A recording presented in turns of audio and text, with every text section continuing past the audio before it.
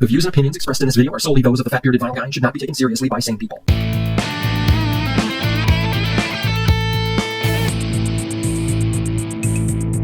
Hey Vinyl Nation, I am Matt the Fat Bearded Vinyl Guy and I am back in the vinyl lair with another Too Late record review. Today I'm talking about the legendary debut album from Guns N' Roses, Appetite for Destruction. The first time I heard the entire album, I was 14, a freshman in high school. I borrowed the cassette from a friend. Now, I was familiar with the radio hits like Welcome to the Jungle, Sweet Child of Mine, and Paradise City. And I knew GNR had some hard, in-your-face kind of rock, but I was completely unprepared for what I was about to experience. Now, the first track was Welcome to the Jungle. I was familiar with that. It was all over the radio several years before. But track 2 was It's So Easy. Now, being only familiar with the radio singles, I wasn't as familiar with this one, so when Axl dropped the first F-bomb on the album, whoa, my brain exploded. Now, this was before the parental advisory label was a thing. I know I'm showing my age.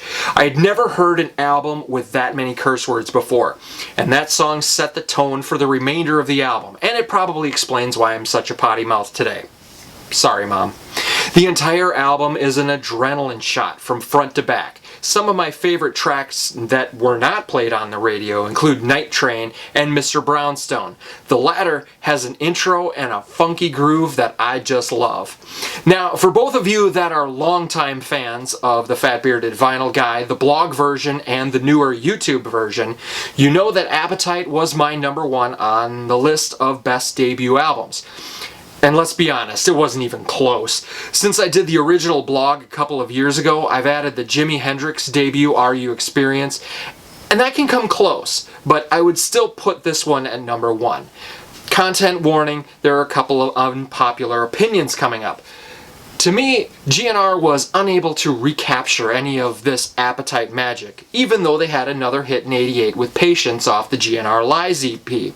And they had a bunch of hits on the Use Your Illusion duo. But those two albums, in my opinion, are mostly filler. Now, there are a few good songs on them. November Rain, Civil War, and Don't Cry, just to name a few. But many are just not as good. What they could have done is what they did in '87, '88 and put out one full album, then the next year put out an EP of what did end up as album cuts. Then you add in Axl being a powder keg ready to explode at any moment, and the band just kind of fizzled out in the '90s. Content warning, there is another unpopular opinion ahead. In my opinion, Guns N' Roses are one of the more overrated bands out there. Sorry. Because people go crazy when there's a big announcement, like a new album or a new tour, but the album ends up being a disappointment and the tour gets canceled because Axl is, well, Axl. They had a tour for summer 2020 with a stop in Milwaukee, but I can't blame Axl for that one. I blame COVID.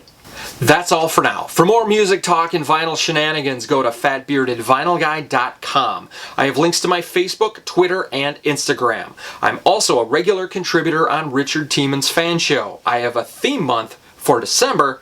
Check that out at facebook.com/fanshowofficial. Leave a comment below and also give me a thumbs up. But leave a comment below with your memories of Appetite for Destruction. Not only will you get a conversation going with other music lovers, but you'll let YouTube know that I really exist, not like my Russian mail order bride. Note to self, call lawyer. Until next time, take it easy and I'll catch you on the B-side.